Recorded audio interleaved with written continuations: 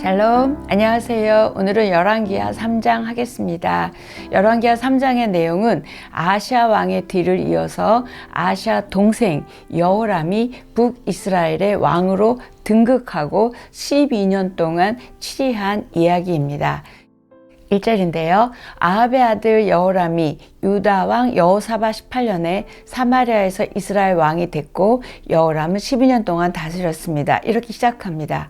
근데 이때 보면 열왕기에서는 항상 북이스라엘의 사건을 이야기할 때도 남유다의 왕을 반드시 언급합니다. 1절에서도 보니까 유다 왕 여호사밧이라고 나오죠. 우리가 읽을 때 조금 헷갈리지만 반드시 남유다를 언급합니다. 왜 그럴까요? 예수님이 오실 중요한 남유다 왕조이기 때문에 그렇습니다. 여호람은 아버지 아합과 형 아하시아와는 달리 바알 우상을 없애버렸습니다. 오므리 왕조 왕들 중에서 여호람이 유일하게 종교개혁을 했습니다. 그러나 그런 종교개혁의 마음이 있었음에도 불구하고 하나님의 평가는 여호와 보시기에 악을 행했고 여로보암의 죄를 따라했다고 그렇게 말하고 있습니다. 5절 그러나 아합 왕이 죽자 모압 왕은 이스라엘을 배반했습니다. 어제 들었었죠. 1장 1절의 내용이었습니다. 이걸 다시 언급합니다. 다윗 왕 이래로 이스라엘의 속국이었던 모압이 엄청난 어린 양과 수량의 털을 바쳤는데 아합이 죽으니까 나라가 기울어지니까 반기를 들고 조공을 바치지 않으려고 했던 것입니다. 그런데 조공을 받던 북이스라엘로서는 경제적으로 엄청난 타격이 있을 거 아니에요. 그러니까 가만히 있지 않고 남유다 여호사밧 왕에게 가서 우리가 같이 거기를 치자 이렇게 도움을 요청합니다. 남유다의 여호사밧 왕은 이미 여호람의 아버지 누구였죠? 아합 왕 때 같이 연합해서 길랏 라못을 치러 갔었잖아요. 그때 아합이 죽었잖아요. 그러니까 이런 아들 여호람의 제안을 수락해주게 됩니다. 8절 여호람이 어떤 길로 올라가면 좋겠습니까? 그랬더니 에돔 광야길이 좋겠다고 대답합니다. 그 당시에 에돔은 남유다의 속국이었기 때문에 남유다 병력이 에돔 땅을 지나가기는 쉬웠을 거 아니에요. 그래서 에돔 땅을 통과해서 지나가려고 합니다. 9절에 보면 이스라엘 왕이 유다 왕과 에돔 왕과 함께 셋이서 합쳐서 출정을 하게 됩니다.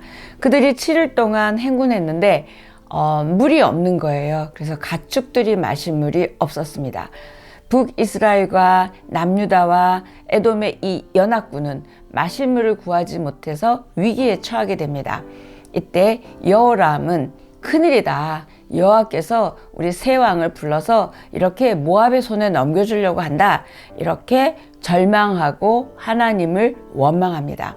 그러나 남유다 여호사밧 왕은 질문합니다. 11절인데요.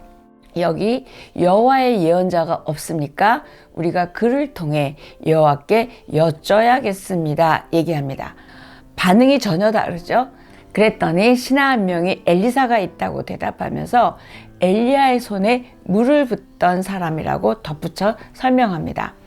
위기와 공경에 처한 이 상황 가운데 전혀 상반된 반응을 하는 여호람과 여호사밧을 보게 됩니다. 여호람은 전쟁을 일으킨 자신의 책임을 하나님께 돌리죠. 그러나 여호사밧은 하나님께 묻습니다. 이때 잠언 19장 3절 말씀처럼요. 사람이 미련함으로 자기 길을 굽게 하고 자기가 그렇게 가놓고 마음으로 여호와를 원망한다. 이 말하고 너무 딱 맞는 여호람의 행동입니다. 반면에 여호사밧은 위기의 상황에서도 하나님의 뜻을 구하기 위해 선지자를 찾고 있는 것을 보고 여호사밧은 이렇게 하나님을 의지하는 사람이었음을 보게 됩니다. 여호람이나 여호사밧이나 둘 다 전쟁을 하기 전에 하나님의 뜻을 구하지 않은 잘못은 했습니다. 그러나 위기 때 여호사밧의 반응은 너무 달랐고 또 그 반응을 보고 그 행동을 보고 엘리사가 이야기합니다. 엘리야의 손에 물을 붓던 사람이라는 뜻은 수종드는 사람이었다라는 뜻도 있고요. 또는 엘리야로부터 굉장히 신임을 받던 사람이라는 암시적인 의미도 가지고 있습니다. 이제 이 세 사람이 엘리사에게 갔겠죠. 그랬더니 엘리사가 이런 말을 합니다. 여호람에게 너 니네 아버지 엄마 예언자들에게 가. 그러니까 우상이죠. 글로 가. 이렇게 말하면서 내가 섬기는 만군의 여호와께서 살아계심을 두고 맹세하는데 유다 왕 여호사밧의 체면을 생각해서 내가 도와준다. 이 이야기를 합니다. 결국 너는 글로 가. 그러나 이 여호사밧 때문에 내가 도와줄 것이다. 그러면서 전쟁에 이길 것까지 예언해 줍니다. 결국 불신앙의 사람 여호람 때문이 아니라 믿음의 사람 여호사밧 때문에 돕겠다 말합니다. 놀랍죠? 16절 17절입니다. 엘리사가 이렇게 말합니다. 여호와께서 말씀하십니다. 이 골짜기에 도랑을 많이 팔아 바람도 비도 보지 못하겠지만 이 골짜기에 물이 가득 찰 것이고 가축들이 물을 마실 수 있을 것이다. 굉장하죠? 비가 오지 않는데 도랑 판데 물이 넘칠 거래요. 이 이야기는 골짜기에 물이 가득 차게 된 건 누가 채우신다는 얘기죠? 하나님이 채우신다는 이야기입니다. 물이 없어서 위기에 빠졌던 이 연합군에게 비도 보지 않았지만 골짜기에 물이 가득 차서 가축들이 먹게 될 것은 승리는 하나님이 주신다는 것, 전쟁은 하나님께 속한 것임을 보게 됩니다. 이스라엘 연합군이 공격해 온다는 소식을 들은 모압 군대는 당연히 전투 태세를 갖추고 기다렸겠죠. 그런데 골짜기의 물에 이렇게 해가 비치니까 피처럼 붉게 보인 거예요. 그랬더니 이렇게 말합니다. 오, 피다. 저 왕들이 자기네들끼리 싸워서 죽였나 보다. 그래서 그 피인가 보다. 자, 이제 우리가 올라가서 저들을 약탈하자.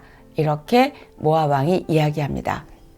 모압이 착각한 거죠. 이렇게 착각해서 성급하게 이스라엘 진영에 들어가서 완패하게 됩니다. 모압 왕은 자기네들이 지게 되는 것을 보게 되고는 이스라엘 연합군의 면전에서 자기 맏아들을 번제로 드리게 됩니다. 자기 신에게. 그모스 신이거든요. 거기에 번제로 바치는 것을 보고 이스라엘 연합군이 너무 놀라서 자기 땅으로 돌아갔습니다.